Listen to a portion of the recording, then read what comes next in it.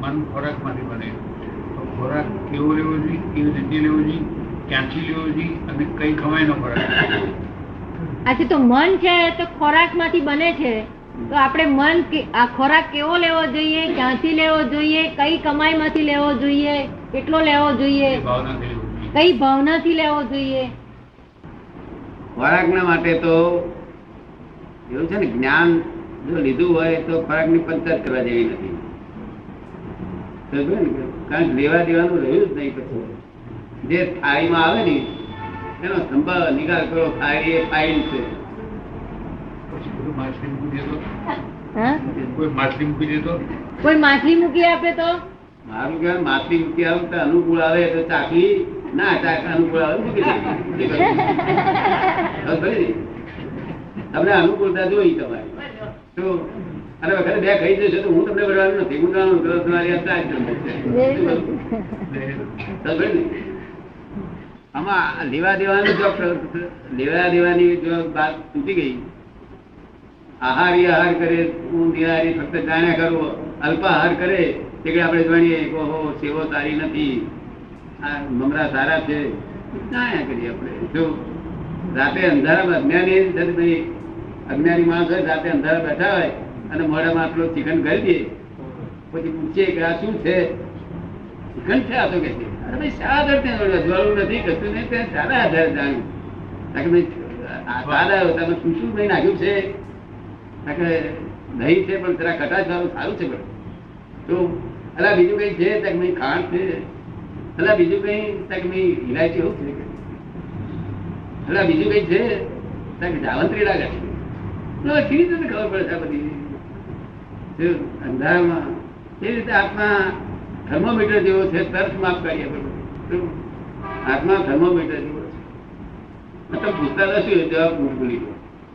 એ જ કે આ ખોરાક કેવો લેવો જોઈએ, ખોરાક નું જો કદી જ્ઞાન ના લીધેલું હોય તેને હું એમ કહું કે ખોરાક જો લેવાની તરફ ઈચ્છા થતી હોય તો છેલ્લામાં છેલ્લો ખોરાક જેને લાસ્ટ ક્વોલિટીનો કહેવામાં આવે છે એ મનુષ્યનો મૌત છે. શું છે? છેલ્લામાં છેલ્લો વર્જ્યમાં વર્જ્ય. તો પણ એ ખોરાક તો ગણાય ને, મનુષ્યનો ભૂખ્યો માણસ ને ભૂખ તો મટે જ ને, પણ એ વર્જ્ય છે. પછી એનાથી સેકન્ડ નંબર ઓછો વર્જ્ય હોય એવું આ જાનવરોનો ખોરાક, જાનવર પશુઓનો જે માંસાહારનો ખોરાક. ત્રીજો નંબર ઈંડો આવે, ચોથો નંબર કંદમૂળ આવે. કંદમૂળ હવે આપણા હિન્દુસ્તાન લોકો ઈંડો સુધીના લગભગ ઘણા માણસો હિન્દુઓ છે ને તે ઈંડાથી પર ગયેલા છે. કેટલાક માણસો, કેટલાક ના ગયા હોય, પણ અમુક માણસો હિન્દુઓમાં ભાગ નથી. એમાં કઈ આ 3 પ્રકારનો આહાર હોય છે, ઉપરના 3 પ્રકારનો. આ કંદમૂળ, પછી પદ્ધતિનો ખોરાક. કંદમૂળ ના હોય અને પદ્ધતિનો ખોરાક એટલે બધા શાક, રોટલી, શાક, બીજા બધા શાકો હોય ને બધા, એમ બધું પદ્ધતિ, ઘી, ગોળ, દહીં બધું ખાય. એ સેકન્ડ નંબર. અને જેમાં ઘી, ગોળ ને એ બધું જેને બહાર મૂકીએ, ગોળ મૂકીએ તો બધી કીડીઓ ભેગી થાય ના થાય? ઘી મૂકીએ તો ઘીમાં કીડીઓ ભેગી થઈ જાય. તો ને એટલે અમુક વસ્તુ એવી હોય છે કે જેમાં બહુ નુકસાનકારક ગોળ બધું એ અમુક 6 ચીજો વિઘઈ ગઈ છે. વિઘઈ શું ચાલે છે કે ઘી, ગોળ, મધ, દૂધ, હા એ બધી આવી 5-6 ચીજો ના પાડી છે. એ છોડી દે તો માખણ, એ છોડી ફર્સ્ટ ખોરાક ના આ પ્રમાણે છે. એના ભાંગા એમાં જે ભાંગો જેને પસંદ થાય. આ ભાંગા જેના માટે ભગવાને પાડ્યા છે કે આવરણ તૂટે એટલા માટે. ભાઈ આવરણ તૂટ ન થાય.